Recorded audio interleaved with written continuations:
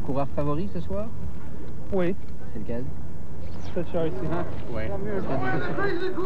C'est contre cette voiture que courra Steve, une vieille Barracuda. Est-ce que c'est parce que c'est interdit que c'est excitant? Ou... Je pense que oui. Ah ouais, Je pense que c'est ça. For this, you see Cette this? photo-là. Ah, There we go. Lots of browns. Tu vas mettre l'argent, on peut mettre OK. Et habituellement, les gens, ils gagent combien? 50, 100, 200 $? 500, 1000. Ah oui, 1500. c'est ça. Ah oui? Oui, oui. À l'intérieur, on règle les derniers préparatifs.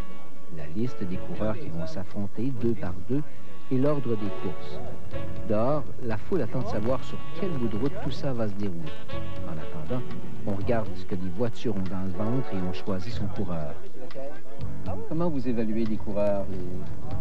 Entre les voitures et les pièces qu'ils ont. Finalement, elle mise 200 $. La Mustang, Dans ça. Qu'est-ce que vous voyez? Expliquez-moi ça. Qu'est-ce que c'est ça? celle-là, Ouais, ça c'est un supercharger OK. et ça qu'est-ce que ça donne fait? Plus de puissance, plus de pouvoir? plus de puissance. L'homme au chapeau, c'est l'anthropologue Serge Bouchard. C'est nous qui lui avons demandé d'assister à cette activité totalement illégale. Il observe, il note et il fait son analyse. Ça, c'est la culture de notre art qu'on voit ce soir. Puis c'est une bonne activité, là. C'est une activité, tout le monde se connaît, tout le monde se parle, tout le monde se comprend aussi. Donc, c'est pas la tribu là, de mécanique de résistance. De 24 heures du Mans, c'est autre chose. C'est pas de la Formule 1. Ça n'a rien à voir. C'est de l'accélération. On fait notre choix et après vers minuit, minuit et 15, on part là-bas. Toutes les voitures y passent ensemble. Minuit 20. Le signal du départ est donné. En moins d'1 minute, le cortège est en branle. Direction, une voie d'accès de l'autoroute 13. Quand j'ai vu les voitures partir d'ici pour aller à la course, puis là, le bruit des moteurs, la puissance que ça représente, c'est le spectacle. C'est se montrer en spectacle. Habituellement, je passe à la main, j'arrête en avant de la brasserie, je fais bye-bye à mes chums, je fais un start, à peu près 30 pieds de bord noir. Je savais très bien de quoi je parlais. Pourquoi? Parce que je l'ai vécu. Là, je vais virer en arrière de l'église, j'en passe dans le rue en arrière, puis je reviens. Je fais ça pas mal toute la soirée. Ses premiers spectacles, Michel Barrette ne les a pas livrés sur les planches. Au début de la vingtaine, Barrette était déjà une vedette à sa manière. Ses premières performances, il les a livrées dans la rue, à bord d'une Camaro 71 comme celle-ci. J'ai parlé de ce que je vivais à ce moment-là, c'est-à-dire la voiture jackée, les gros moteurs, puis on faisait des courses à la main dans le mât. Et j'ai fait rire tout le monde avec ça, mais dans le fond, ce que je faisais, je riais de moi et de ma gang. Je suis le seul que je connais qu'à 90 000 à l'heure, dans ma bière vide, je suis capable de tirer ses pancartes de la voirie sans manquer. Fait qu'on débarquait notre mécanique en ville. Et là, les gens, il y a encore l'église Saint-Joseph, avec Saint-Joseph sur sa statue, comme ça, avec les deux bras dans les airs. On reculait les deux pare-chocs de voiture sur le socle de la statue, puis on disait que c'est Saint-Joseph qui donnait le départ. T'sais. Et en face de nous, qu'est-ce qu'on avait? On avait la rue principale, 2 bars. Un bar à droite, un bar à gauche. Alors, les gens des bars, qu'est-ce qu'ils faisaient? Ils débarquaient sur le trottoir. Alors là, t'as quoi, là, comme vision? T'as un paquet de monde, là, qui te regarde, t'es là. Et là, c'est la course. Et la course qui fait que si tu dérapes, tu montes sur le trottoir quand tu gagnes. Aujourd'hui, malgré ses 4 motos et ses 10 voitures, Michel Barrette est un délinquant qui se soigne. Et pour ça, il se rappelle régulièrement les risques de ses folies de jeunesse. Il y en a qui ont laissé leur vie.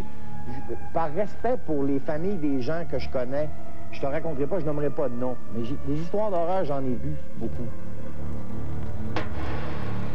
Bien sûr qu'il y a des accidents, mais c'est difficile de savoir s'ils ont eu lieu lors d'un défi impliquant seulement 2 maniaques de la vitesse ou bien si ça s'est passé lors d'une nuit de course illégale, comme à Laval. Parce que même si au moment de l'impact, 20 coureurs s'amusaient sur une autoroute, lorsque les policiers arrivent, il y en a déjà 18 ou 19 qui sont enfuis.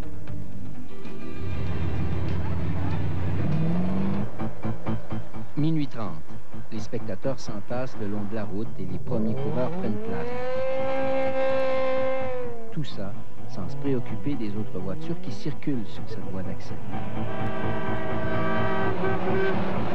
Et le côté aussi délinquant qui fait plaisir. centre-ville, il y a l'éclairage, il y a les gens. Il y a une rumeur. Peut-être que la voiture de Barrette est plus rapide que la voiture de Gamboury. On ne sait pas. Ça se peut que vendredi soir, il débarque en ville. On sort à vie. On est sur la lumière. Il y a une rumeur en ville. Puis à la fin de la soirée, là, les gens vont savoir lequel des deux est le plus rapide. À Laval, ça se passe exactement comme à Alma il y a 25 ans, du temps de Barrette. Je me souviens, moi, d'une moto, Thibault avec son katana qui était rentré dans une voiture. Heureusement, il n'avait pas frappé personne. Encore une fois, pas d'os cassé, juste de la tôle froissée. Et ça continue.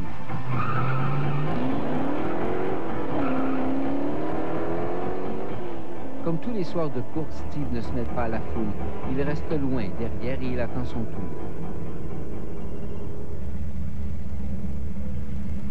Hello? Yeah. Where? They're following. You serious?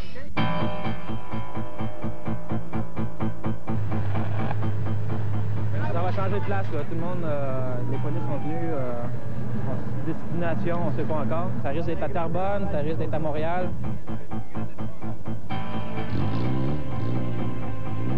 Pas d'intervention musclée. On disperse la foule dans le calme.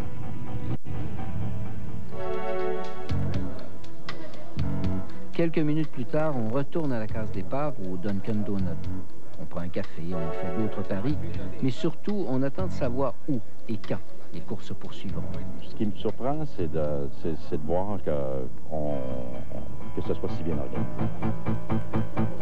Et qu'est-ce qui se passe à ce moment-là? On fait pas de course ou... Non, on attend un peu 2 minutes. OK. C'est illégal, mais tu as des règles. Donc, tout le monde sait ce qu'il y a à faire. C'est bien réglementé. Même les paris. Tout est correct. Ça, les polices tournent autour. Bon, ils pourraient faire autre chose là, que de tourner autour pour arrêter tout le monde, mais ils ne font pas. D'une certaine façon, tout le monde est d'accord. Vous ne pouvez pas arrêter les gens Pour les attraper, hein? OK. Il n'y a jamais eu d'opération ici à Laval majeure pour dire on arrête ça, ça suffit, c'est dangereux, c'est... Il y en a déjà eu. OK. Et pourquoi il n'y en a plus maintenant? Pour moi, répondre à la question. Vos supérieurs jugent que c'est pas assez important ou... C'est possible. On a tenté d'en savoir plus auprès des supérieurs de ce policier.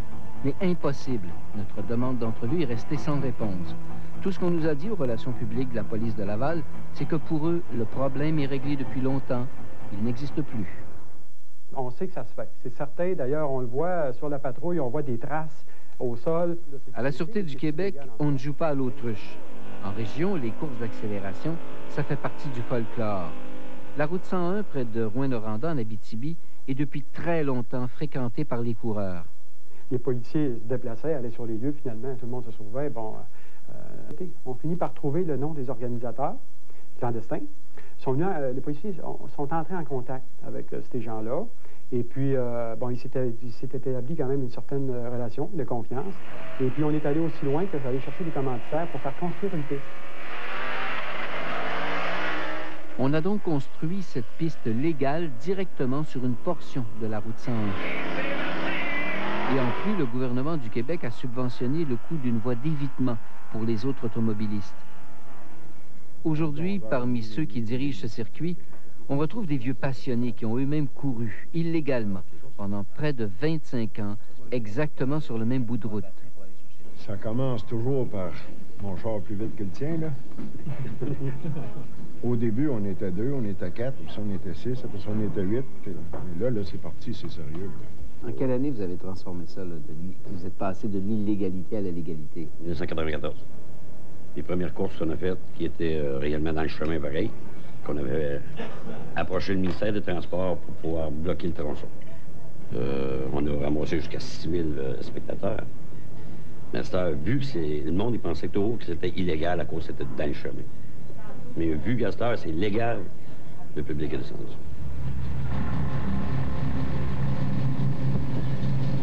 Alors maintenant, qu'est-ce qu'on attend? Juste, il appelait, juste vas-y dans la rue pour checker s'il y a de police et il appelait. OK. Hello? Yeah. OK, bye.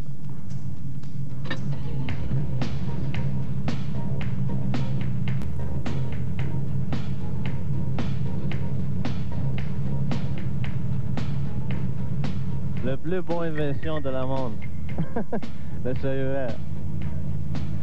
Il est un peu plus vite que la police. Les policiers, qu'est-ce qu'ils faisaient? Ça arrêtait les courses pendant une demi-heure.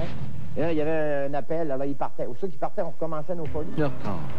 C'est au coin des boulevards Chaumédé et Jean Béraud que les compétitions vont se poursuivre. Beaucoup d'argent reste en jeu, mais impossible de savoir si les coureurs recevront un pourcentage là-dessus. Et toi, combien tu as misé?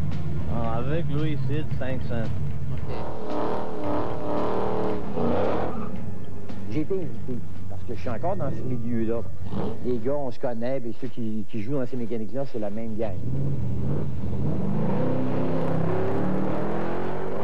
Michel, tu sais qu'il n'y a pas juste à Naperville-Bastonnais, il y a aussi à Laval, sur le boulevard, il y a aussi pas loin des promenades de Saint-Bruno, sa voie de service, et tatata. Il y en a plein, et bizarrement, quand on en parle, on en découvre plein. À la lumière ici, il faut que tu sortes, hein. Vas-y, vite, vite, pour faire la course. Je vais t'avouer qu'un certain vendredi soir d'été où tu as cette espèce de fureur-là qui coule en dedans, et là, je me suis dit une chose. Ça me tente pas, moi, demain matin, de me retrouver en première page des journaux et à la télévision, parce que je serai un des innocents qui aura frappé quelqu'un en train de faire des courses illégales à 2h du matin, à quelque part à Saint-Louis.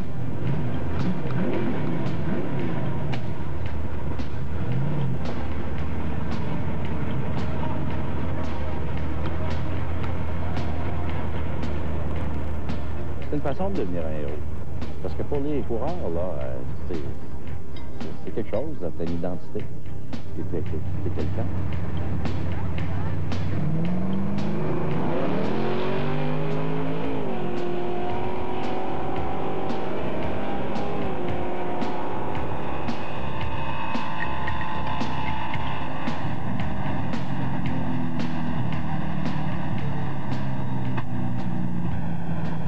Décris-moi la course, qu'est-ce qui s'est passé? Alors, je laisse les gars partir un peu parce que je suis un peu vite. Mais j'ai attrapé. Comme l'autre fois, je gagnais tous les fois. C'est tout.